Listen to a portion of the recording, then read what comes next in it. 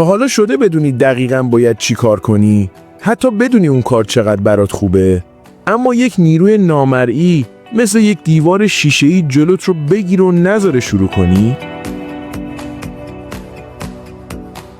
یه جنگ دائمی بین مغز منطقی تو که میگه انجامش بده و جسم تو که روی مبل لم داده و داره اینستاگرامو چک میکنه و در آخر همیشه اون جسم است که برنده میشه و تو میمونی با یک حس سنگین از گناه و عذاب وجدان.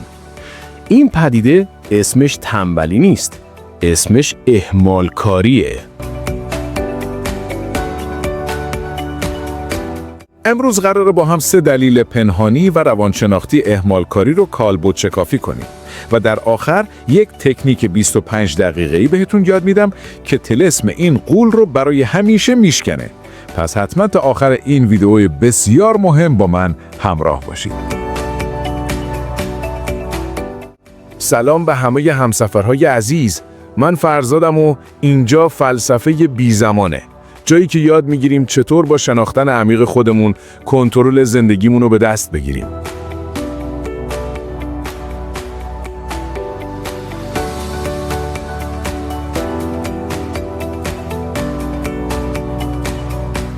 اگه شما هم در این مسیر رشد هستید و اولین باره که ویدیویی از این کانال رو میبینید، خیلی خوشحال میشم که دکمه سابسکرایب رو بزنید و اون زنگوله کنارش رو هم فعال کنید تا از قدم‌های بعدی این سفر جا نمونید.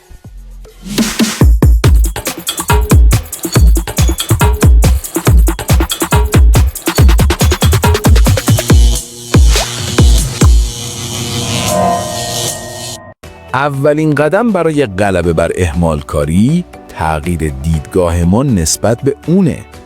اهمالکاری یک ضعف شخصیتی یا تنبلی ذاتی نیست. این رو برای همیشه از ذهنت پاک کن. اهمالکاری یک مکانیسم دفاعی اشتباهه. مغز ما برای محافظت از ما در برابر احساسات منفی احتمالی مثل ترس از شکست یا قضاوت شدن این ترمز دستی رو میکشه و میگه ولش کن، بذار برای بعد، تا ما رو از این درد احتمالی نجات بده.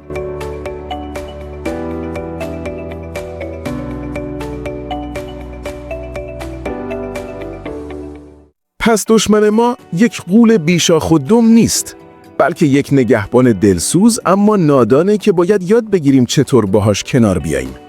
و این نگهبان معمولاً به 3 دلیل اصلی جلوی ما رو میگیره.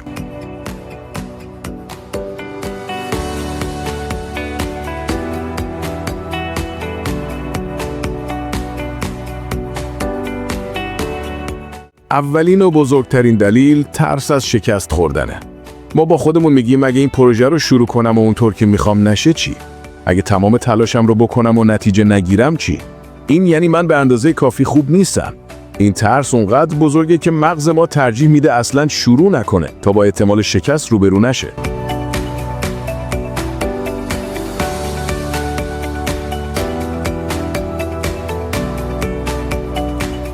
دلیل دوم، کمالگرایی سمیه. این یکی خیلی زیرپوستی عمل میکنه. ما به خودمون میگیم باید منتظر زمان مناسب، ابزار مناسب یا حال مناسب باشم و اون زمان مناسب هیچ وقت نمیرسه.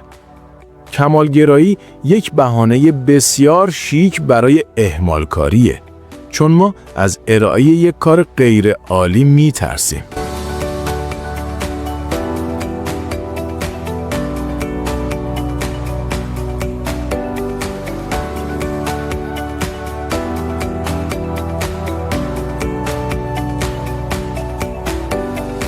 و دلیل سوم، سردرگمی و بزرگ بودن کاره. گاهی وقتا کار اونقدر بزرگ و مبهم به نظر میرسه که مغز ما هنگ میکنه. مثل نگاه کردن به یک کوه بسیار بلند. نمیدونیم قدم اول رو از کجا باید برداریم. پس ترجیح میدیم همون پایین کوه بشینیم و فقط به قلده نگاه کنیم. این سردرگمی منجر به فلج شدن و تعلل میشه.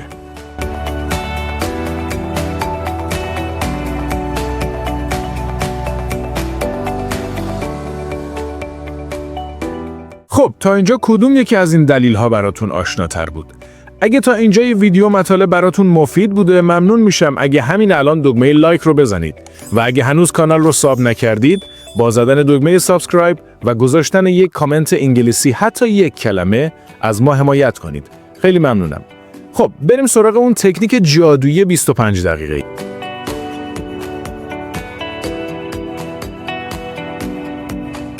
خب چطور این غول رو شکست بدیم؟ با یک تکنیک ایتالیایی ساده و بسیار قدرتمند به اسم پومودورو یا گوجه فرنگی. قدم اول، اون کار بزرگی که ازش فرار میکنی رو به چند بخش خیلی کوچیک تقسیم کن. قدم دوم، تایمر رو روی 25 دقیقه تنظیم کن. قدم سوم، به خودت قول بده که در این 25 دقیقه با تمرکز 100% و بدون هیچ حواس پرتی فقط روی همون یک کار کوچیک کار کنی. و قدم چهارم، بعد از 25 دقیقه چه کار تموم شده باشه چه نشده باشه تایمر رو قطع کن و به خودت 5 دقیقه استراحت مطلق جایزه بده.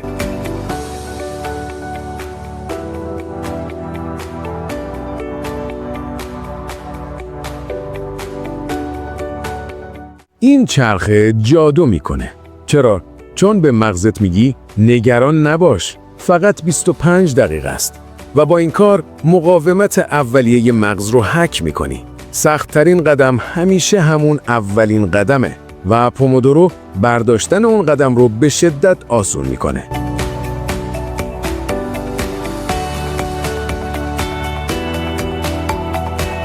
دوستان، اهمالکاری یک ویژگی شخصیتی نیست. یک عادت ذهنیه که با تمرین درست از بین میره.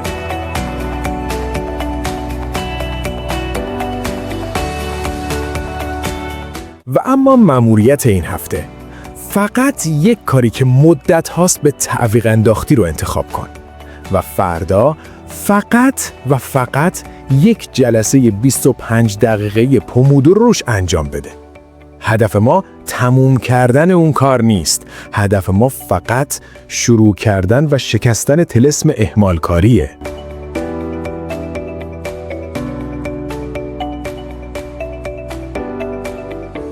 دمتون گرم که تا آخر این ویدیو با من همراه بودین. ذهنتون پر از سوالای خوب و زندگیتون پر از جوابای روشنگر. تا ویدیوی بعدی، بدرود.